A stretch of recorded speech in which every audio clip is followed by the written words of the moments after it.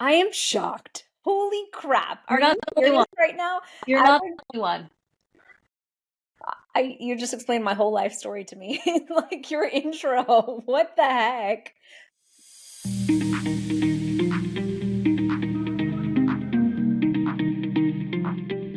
Welcome to the Fusionary Health Podcast. I have a very special guest in store for you today, Shivan Sarna, who's here to talk to us today about her Menopause Summit, which has the best of the best, talking all about menopause and all the things we need to know. She's also the SIBO Queen, so we're going to be talking about SIBO and gut microbiome. And I have heard so many wonderful things about you, Shivan, so welcome to the podcast. Thanks, Shivani. How fun. Best names in the world. I agree. I mean, like, I'll just see someone on Instagram with the first name Shivan. I'll just follow them just because, like, and I also need to know what they're doing. Like, yeah, strippers are not welcome. Like, I have a niece whose name is Shivan Sarna, and I'm like, oh, thank goodness she's a journalist. And she's very, very bright. Yes. Those things are important, although I support all careers. Anyway, hi. Welcome. So my first question is, will you share with us a little bit about your background and what led you to where you are now? Because I was listening and researching you and I was like, wait a minute, I feel like I'm hearing my own health journey unfold with someone else who went to India and had their gut messed up and then had to spend years fixing it. So will you share your story of what led you to what you do now? I sure will. Thank you for having me. So, my father is from India. My mother's Irish and Welsh. They met in New York, which is an American. I'm all American. And they had an import business together. Dad started it. Mom helped with it. It was called the Bells of Sarna. And they would go on buying trips. And when I was 5 years old, I went on a buying trip with them. You know, I'm a little kid. They're taking me along on the business trip. And we went to India to see our relatives. And I got very, very sick. And I mean, like really super sick, food poisoning. And I was never really the same afterwards. And I got constipated. Now, this is at 5. My dad was asking my mom, like, is Shivan going every day? And it was the first time I ever felt like personally invaded and like shamed about a body function. They weren't trying to shame me. I was just like, hey, I'm 5, you know, like mind your own beeswax, whatever. And I just was never the same. Then I went on a field trip for the fancy city slickers. We lived in New York City and we went to upstate New York and we were on a farm and a couple of kids and I was not that curious or troublemaking, but we drank some milk that was unpasteurized. We like milked the cows and then we were unsupervised for a minute. We were like, oh, let's taste it. And then I got really, really sick again, which led me to having digestive issues for the rest of my life.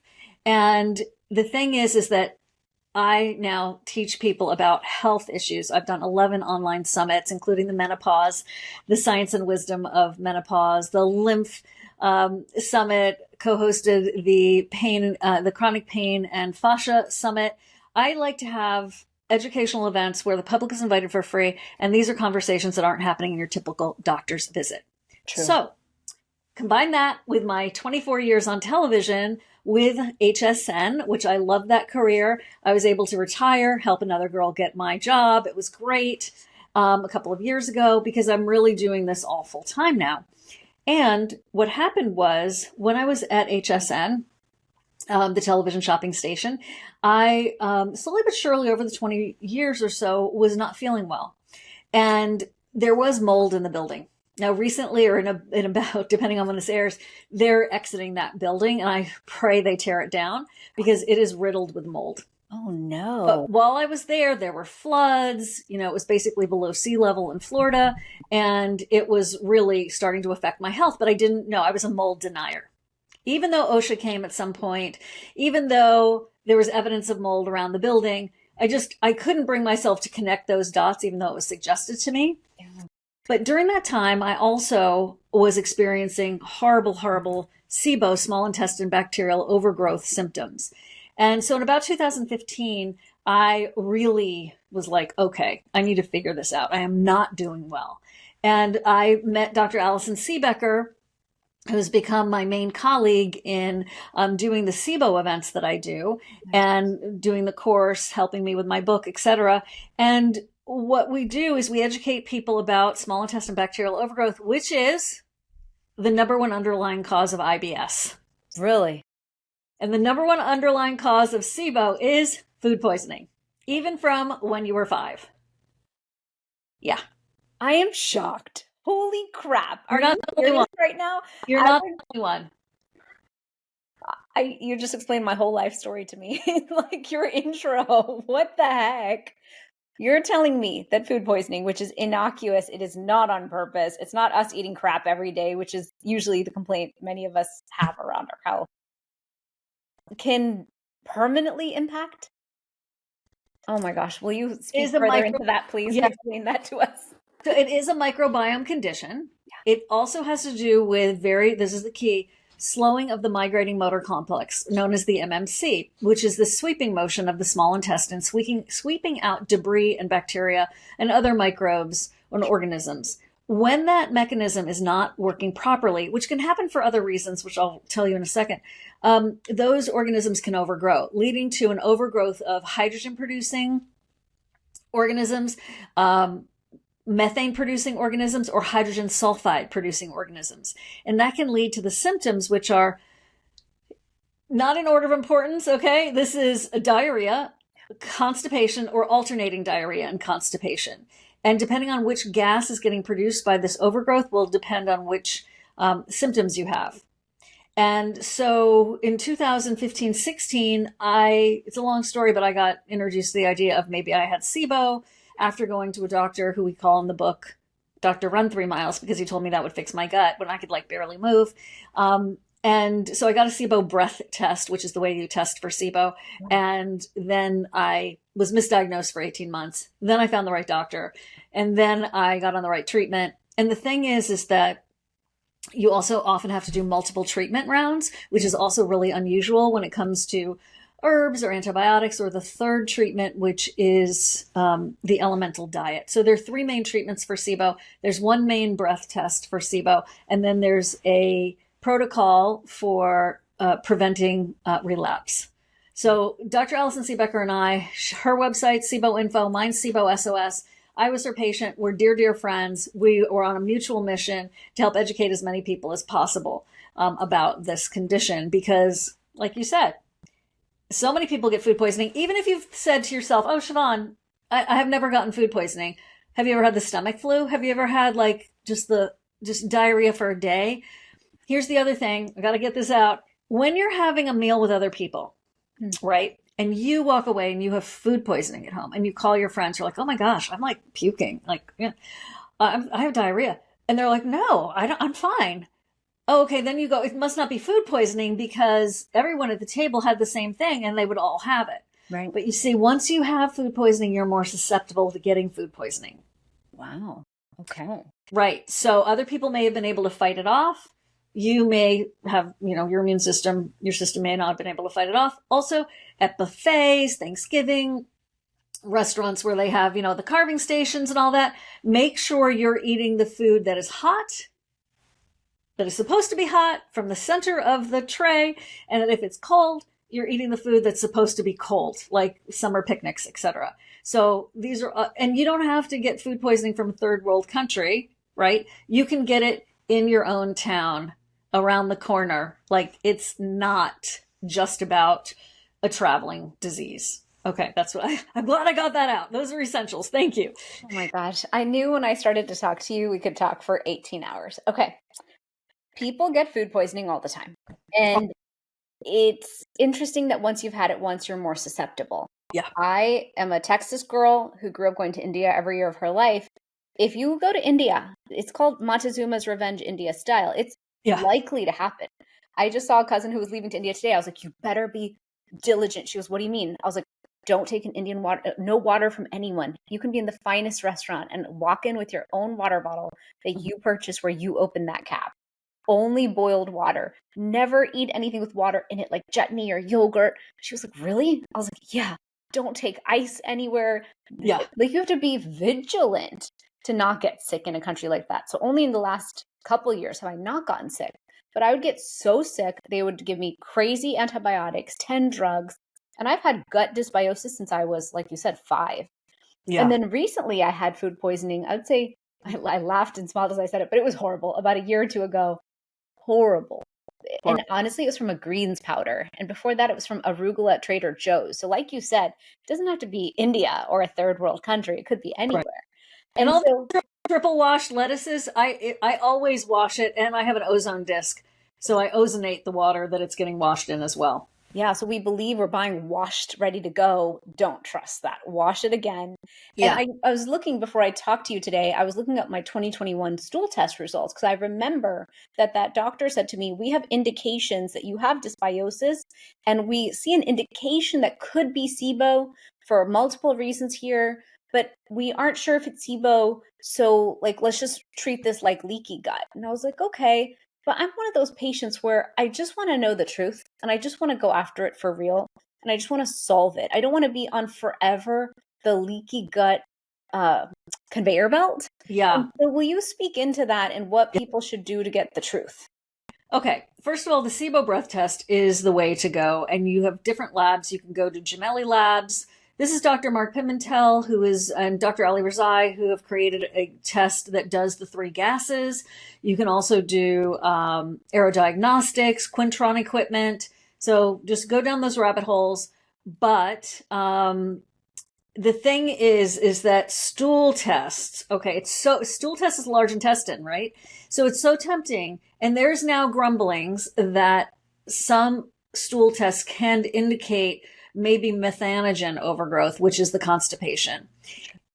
Is it going to reveal hydrogen? Probably not, but used to be like, no stool test is going to show anything that has to do with SIBO. Really, it is a small intestine condition for the hydrogen producers. For the intestinal methanogen overgrowth, some can be revealed in a stool test, maybe, but it's definitely revealed in breath tests. So when someone says to you, your stool test may show SIBO and may show leaky gut, this is literally like 2 roads that lead to dysbiosis.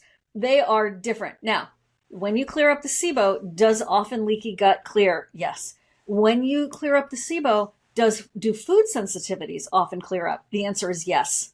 Nice. So hopefully that's very motivating for people. Yeah. If you're bloated, pain in the belly, diarrhea, constipation, alternating constipation, diarrhea, those are telltale signs that you may have SIBO, but you must test. You cannot guess. This is my personal, very strong philosophy, because it mimics other things. It mimics parasites. It can mimic an ovarian tumor or cyst. It can mimic other more serious things. It also needs to be treated because it can lead to malnutrition, because those microbes and organisms are eating up all of your nutrition before they get a chance to be absorbed into your body. So, and it could lead to other things down the road. So if you have rosacea, that's also maybe a sign. If you have restless leg syndrome, also like random, but that can also be a sign. So get that SIBO breath test, get the 9-step protocol that has been validated and proven that resolves it and helps to reduce relapse. And there are 3 treatments I touched on, and then getting on a prokinetic after treatment is key, and the prokinetic helps to harmonize and synchronize that migrating motor complex. Got it. And did you cover all of this in your book? I did. Okay. Why? Will you hold up your book? I just happen to have a copy right here, Shivani. Yeah, that was really helpful because, it's funny. Some of us may not tie those symptoms together. Right. And some of us may not have all those symptoms. Like you named the symptoms. I was like, oh, well, it sounds like I don't have it. And then I was like, wait a minute. Rosacea, that is something I've struggled with since 2020. And it's since that same stool test that we did. So it's worth exploring. And I'm a big fan of test, not guess as well. I do a ton of testing on myself. This year, it feels like a bit much. I discovered mold in my house. So I've gone a little off the deep end on the mold topic right now. But I think we have to be willing to test, understand the truth, understand the protocol we need to commit to, and then execute that protocol. Because otherwise, we're still doing all this work around our health, all of this investment, but oftentimes we're not getting the results we want. And we're wondering why we're in these cycles of like, I'm trying. So what's interesting is, although all my tests just came back really weird and negative, I feel fine. I feel phenomenal. And so my business partner is like, it's a testament to your lifestyle that you get all this testing back. It shows up weird and yet you feel no symptoms. And so you said SIBO is the number 1 cause of IBS. Yes. Isn't it some crazy proportion, like half the United States has IBS? I can't remember the most recent statistic, but it's a ton. It's so prevalent. It's so prevalent, and it's global. And if you think about food poisoning being such a problem for so many, but there are other reasons why it might also have an underlying cause in addition to food poisoning. You may have endometriosis. You may have adhesions, which are internal scars from like surgery, a cesarean. Sure. It does show up in women more often than men. They're not sure why. I have my theory about estrogen. It is another set of underlying causes could be alcohol consumption. It could be think about you don't want this migrating motor complex slowing down. So you have, let's say, dental surgery, or let's say deep anesthesia. You go and you have the procedure, and then afterwards they put you on some opioids, and they put you on some opioids. Opioids slow down the migrating motor complex as well. Sure. Let's say you had some food in your belly, or in your small intestine, I should say, that didn't get swept out. Yeah. That can lead to this fermentation that happens and the overgrowth of the bacteria. Then you're doing the pain meds, and that slows it down even more. And then you're like, I had this surgery, whether it was like mild or it was deep anesthesia, but then I did the pain pills, and my gut's really never been the same since. So that's really, really important to pay attention to, because that is one of those stealth things you would never attribute to why you may have gut issues. So what I'm hearing from you today is any number of events throughout our lives could have led to SIBO. We don't attribute it well. But if we understood that each and everything we do to slow down motility, even stress, will slow down the gut digestive fire and the whole system, right? Anything we do like this that has a negative impact on gut and slowing motility can lead to this fermentation. And once you've got that bacteria forming in the small intestine, all of a sudden you're kind of screwed because it's there, and then you have to treat it and deal with it. Okay, you're so close. This is nuanced now. You're contributing factors, slow vagal tone, stress. These are contributing factors. I wouldn't call them underlying causes unless you have a really, really serious situation. Sure. But they can definitely contribute. So, right. So the thing is that let's say your migrating motor complex is actually working well, but you have some episodes of stress. Your migrating motor complex might clean it up, right? Because it's back online. When the migrating motor complex gets damaged, or it's already predisposed to slowing down, that's when some of those other things can like really add extra contributing factors into the bucket.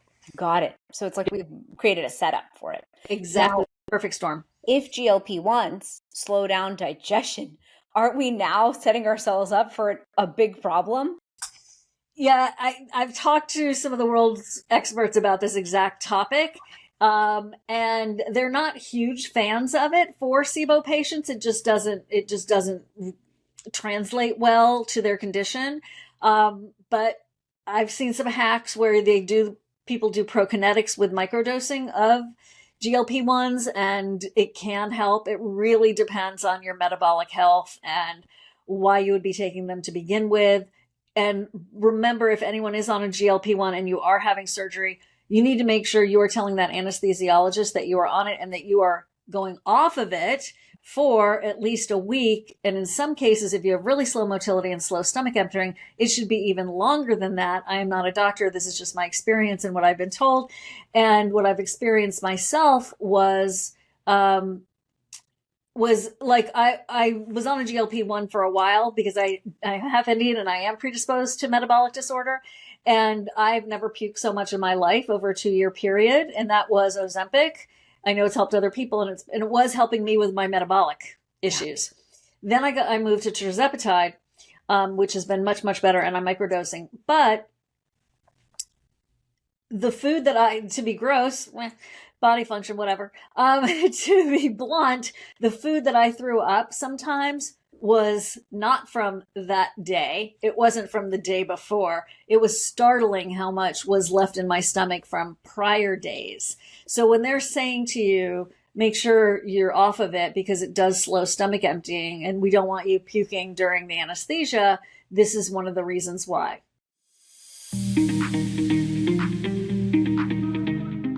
Hi, I'm Dr. Shivani Gupta, and I created Fusionary Formulas because I believe everyone deserves a natural way to support their body's health.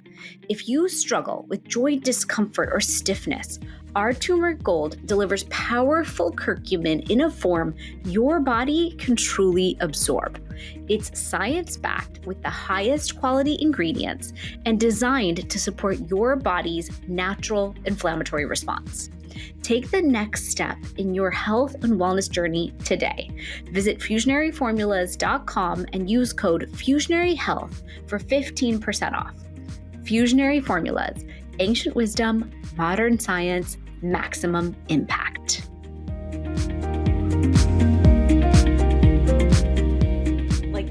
What's scary about that is what if you have emergency surgery and you're backed up by a week of food in your system, right? And it wasn't a lot of food for me, but it was shocking. It was shocking. I was like, then isn't there a powerful argument for GLP-1 plus all the Ayurvedic solutions to stop constipation and keep the heck yeah. moving? Heck yeah. Yeah. GLP-1 plus Triphala, at least, like something. GLP-1 plus turmeric, keep it moving, keep the system. Yeah. So I want to ask you a question because I know that you studied turmeric. Was that your PhD? Yeah. That's amazing. I love that. That is so fantastic. What are some digestive benefits of turmeric that most people don't realize? Well, turmeric, as you know, is antimicrobial. So antibacterial, antifungal, antiviral, anti-inflammatory, and reverses oxidative stress in the system. And so I have seen it all the time function as like a natural antibiotic. I'm not saying don't take your doctor's antibiotic, but when all sorts of things go through my home, I have young kids, I don't catch anything. And that's through the pandemic. I did not catch everything they came with, and they had COVID. I didn't catch anything. So I really use it as like my immune system in place of the fact that I always have some level of leaky gut and stuff like that going on that I'm working on actively since I was a child. Yeah. Since all those food poisoning incidents in India. And the fact that it's antimicrobial and supports the gut lining while only fighting off the bad bacteria and leaving the good in place, I think is a very powerful tool for us. So that's where I see its benefit. Yeah. Oh, that's amazing. And do you have a particular brand you prefer? Do you have your own brand? I see some bottles back there. What's going on? I built a turmeric supplement company about 10 years ago. Once I did the PhD and I got obsessed with turmeric, I thought, if every doctor I met my whole life had stopped giving me all those crazy drugs and harmed me, and if they just had known that turmeric could work and they could trust it, I would have had a different life experience. I wouldn't have ever been this sick to become the Ayurvedic practitioner I had to become for my own health. And so I built my supplement company just for doctors 10 years ago. Very cool. Very cool. Okay. So I'm just going to show host mode.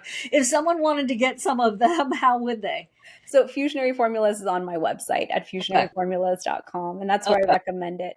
I built it for doctors, and then I realized it's going to be a very long road to shift the mindset of every orthopedic surgeon, rheumatologist, GI doctor. Functional medicine gets it most easily. Yeah. And so because it's like I've been at it for a decade, I found that it's much easier to just talk to everyone online and say, this is what it does, and reach people this way. So it's way more fun this way through practitioners and people like you. And how is it going for, obviously, what I think of when I think of turmeric is inflammation? That's the thing. Turmeric, and I know we're going to transition in a minute from SIBO to menopause. To me, turmeric is the most incredible natural anti-inflammatory that will go after the major issues, the medium issues, and then the smaller issues in the system. I've seen people with major back pain, knee pain, hip pain. All of a sudden they can walk again. They don't have that horrible pain, and they're not having to take crazy painkillers that have side effects. Like, I can't take painkillers. The stomach pains are too significant. So I had to find my own solution. So it solves that first, but then it goes after those medium problems. Like, my people will tell me my gingivitis is gone. My crazy allergies and sneezing 20 times is gone. And then it goes more subtle. Then it's like general aches, pains, stiffness, the stiffness people have in the morning, so that they have more energy to live their life and their quality of life shifts. So to me, it's beautiful because it's a pretty magical plant in its intelligence once it's in the system. Fantastic. Fantastic. Okay. Well, I'm in for sure. I think we tend to, oh, I've heard of that. And now, you can get it at CVS, you can get it at Rite Aid, you can get it at Walgreens. And so it's gone so mainstream for a reason. But I think it's kind of like digestive enzymes. We tend to overlook them when they could be our first line of defense against what ails you. So True. check into it. It's a food. It's True. very exciting. Yeah, it's a food, it's a spice, it's so many good things. Yeah. So when it comes to SIBO and gut, since that's what you've taught about for decades and really taken the moment to dive into, and I plan to read your book. I'm super curious if I have SIBO now. Where do you see, and why did you switch into menopause and build a menopause summit? And how do you see the gut microbiome health tying into the menopause conversation? Well, it was so fun to take some of the sessions with some of my gut health expert friends and bring them over to the Menopause, the New Science and Wisdom of Menopause Summit, because like my worlds were colliding. It was very happy and very cool. So, as I said, I've done 11 online summits. These are all topics that have impacted me or my family members. My mother died of lymphoma. And so I did the Lymph Rescue Summit. I actually have done 2 years for a while. And then last year I only did one because I couldn't, something was like in front of me, but I couldn't figure out what that next topic was. And then it became very apparent. Oh, it's menopause. Like, and so I have 71 speakers, which is too many in a production perspective because I'm nuts. And then the other perspective is that, oh my gosh, 42 of them talk mainly about hormones. And we added a wisdom component to it, which was life coach, my sister Sita Sarna, who is a travel expert, my sister Serene Sarna, who is an end-of-life doula and a consultant for people and helping their elder generation find proper care. And she works as a C-level executive in hospice. So I pulled in we have a financial planner. I pulled in some of the wisdom that I felt were challenging women and families and people of this season of life. And this was advice everyone needed. So that was really fun because I didn't usually go into like soft skills. Yeah. I usually just stuck with the main topic. So that's why I added the word wisdom to it. And I just ended up like having this love affair with this event. And it's a love letter to anybody who's dealing with menopause. We have some sexy time talks. They're tasteful and elegant. That we have 3 of those. I had Ruth Chris, who, if you don't know yet, everyone should know about her work with Microgen DX and Live UTI Free.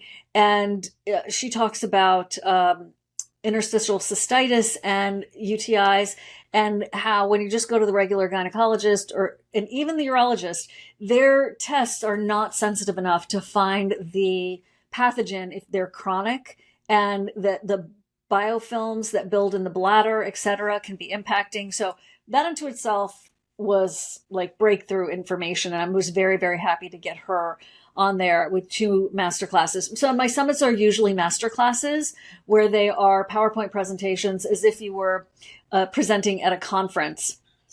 And they've all had 3 studies attributed. So each speaker was asked to attribute 3 studies to their materials. And then I asked for clinical pearls. So it wasn't that I switched from SIBO, because I'm still deeply involved with that, with the courses that we have and the small group coaching that we have, and a 30,000 person Facebook group, SIBO SOS community. But I do want to, because I am a communicator and I do know how to produce these summits successfully, I do want to get those topics out there that need more conversation, that need a broader audience. And tens of thousands of people came. It was fantastic. And we're going to do it again. So I hope everyone who is interested gets a chance to check it out, even if it's just a few of them, or, watch the whole thing end to end. There are 10 talks a day over 7 days. Wow. It's amazing. I mean, the value you're providing in a summit like that is insane. I signed up for it for the first round, and I watched some of the videos, and I was like, this is like taking a course. I think it really is. Yeah. Thank you. And it's like taking a course, and finally, honestly, as the woman who's always had to work on her health, it's so validating. It's like now when my friends complain about perimenopause, I'm like, I have a PhD in perimenopause. You have no idea how many practitioner videos I've seen on the topic, because I'm obsessed with what's coming next. If I'm 45 and I saw Dr. Marie Claire Hevert's video that said Indian women get menopause like 7 years earlier on average than a Caucasian woman. I was like, all right, this is like around the corner. Yeah. What's the game plan to stay this vibrant all the way through? Oh, it's HRT. Let's go. Let's hire the team. But like you just said, it's not just HRT. And I love that you're opening that conversation much wider. Let's talk about gut microbiome decline as we age. Let's talk about the things that might be underlying, and all of a sudden estrogen tanks, and you've got a much bigger problem because they were latent problems before. Now they're much bigger. So what are some other key things that you discovered that you were so excited about from the summit? Well, it was also the pulling together of my worlds when I found out that drops in estrogen also affect the lymph and the fascia. And I have a whole ebook about the 10 unexpected medical consequences of menopause, which is frozen shoulder is one of them. Yeah. The traveling aches and pains around the body, the mental, the brain decline that can happen. So interesting. I know we're getting ready to wrap up, but interesting that if East Indian women get menopause 7 years earlier, I'm very intrigued because they do also tend to have metabolic disorder. Absolutely. And so, I mean, my dad had heart attacks, Yep. It's skinny arms, skinny legs, belly. That was him.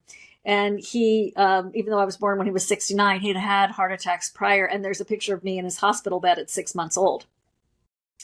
So he died when I was 13, but, I could often see him like drip, like that blood sugar nap that you just like, oh, I'm just going to take a little nap here.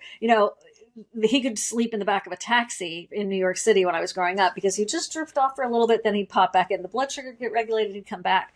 And so he did have heart problems associated with that. Of course, that's me putting it all together these years later, but it's very obvious now. So I'm fascinated that Indian women go through menopause earlier. That kind of explains a lot for me too. All right. Thanks for that. I appreciate it.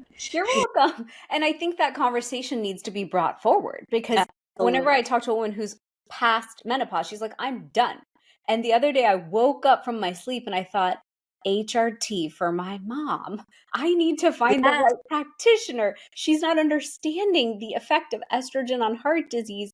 Every Indian woman, I shouldn't say that, most Indian women are suffering, like you said, with some level of metabolic disorder, type 2 diabetes, heart disease. I mean, this is like a strong trend in the Indian population. So why aren't we understanding it and thinking of it in the right way? Absolutely. And a lot of people have asked about like, hey, I'm 70, HRT question mark, because we did Q&As every day. And it was very clear that there's bladder support for HRT post menopause. But the thing is like, it never ends, right? When you now have the same level of estrogen as an 8-year-old girl, then, and like you've gone back to that, it's just like you're robbed of something that's really, really helpful and for most people.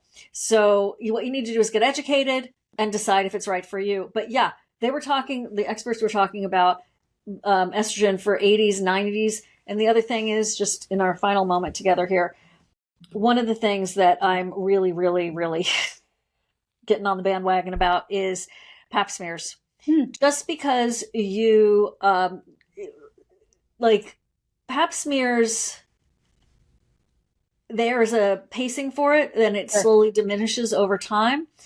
But I was at a conference and Dr. Anna Kabeka gave a case study about a woman who was like, I don't know, in her 70s, and she had cancer and hadn't had a pap smear in years, and because they just weren't doing it for women of that age. Sure. The thing is, also, human sexuality continues on. And so if you're sexually active, that needs to happen, okay, onward. And also, it's such a non-invasive, I mean, it's invasive, but it's such an inexpensive, fairly non-invasive test. Why not? Just freaking get it done. I mean, I think what you're also saying there, which is a reminder, everyone, we don't just disappear. Yeah.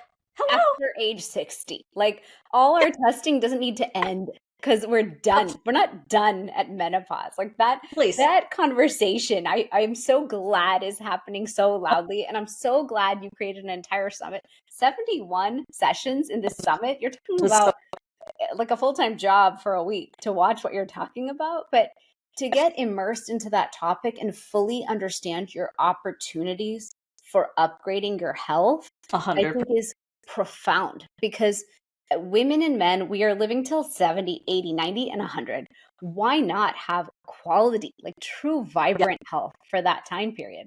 My mom turns 70 this year, and she's in town right now, and I'm going to travel with her this summer. And I keep thinking, oh my gosh, what if I only have 10 more years? But what if the opposite thought process was there? What if we had 30 more years and we made it epic? Like, what is the investment now to get to have that?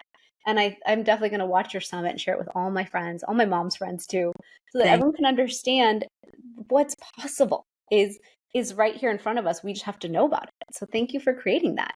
Oh, no, it's my pleasure. You've nailed the exact mission that I am on. And I mean, what would the world be like if men and women all felt well? Yeah. But in this particular moment, I am focusing on women in this event, and the amount of practitioners that said, by the way, if you feel like getting a divorce, get your hormones fixed first and take it from there. Like there are mental health issues, there are societal issues, there are physiological issues, on and on. So I'm just beating the drum a little bit louder, but I won't repeat myself. I just want to say thank you for having me. Thanks for getting the word out, and stay well, everyone. Inch by inch, it's a cinch. And if you do have a chronic condition, which really, do you want to call menopause a chronic condition? Not really, but it's something to address. If you address those conditions, you can feel 100% better than you do right now. And 1 hour or one appointment with a specialist who knows about what you're up against is worth years with someone who does not. They might be great at other things and have the best of intentions, but you need to find someone who knows exactly what's going on with you, and it's worth the extra effort. I call it the 3 phone call rule. Keep going, make 3 phone calls. You may have to make 3 more, but keep the effort going to find the right fit. So thank you. And then will you share where people can find you? Yes, you can find me at SIBO SOS. That's SIBOSOS.com. And there you'll be able to connect with me for summits, as well as the gut health issues, as well as when we do run the menopause, the New Science and Wisdom of Menopause Summit, we put a banner there. If you're interested in any business coaching from me, for live selling webinars or summits, it's shivansarna.com. That's SIVAN.SARNA.com. Awesome. Thank you so much for sharing that with my audience today. I have loved meeting you, Shivan, my sister from far away with almost the same name as myself. Thank you for diving deep into this. Everyone, her book is called Healing SIBO. I will be getting it. And I'm so excited for you to help so many who've had gut issues and just never understood how to finally fix them. So thank you for coming on the podcast today. Thanks, Shivani.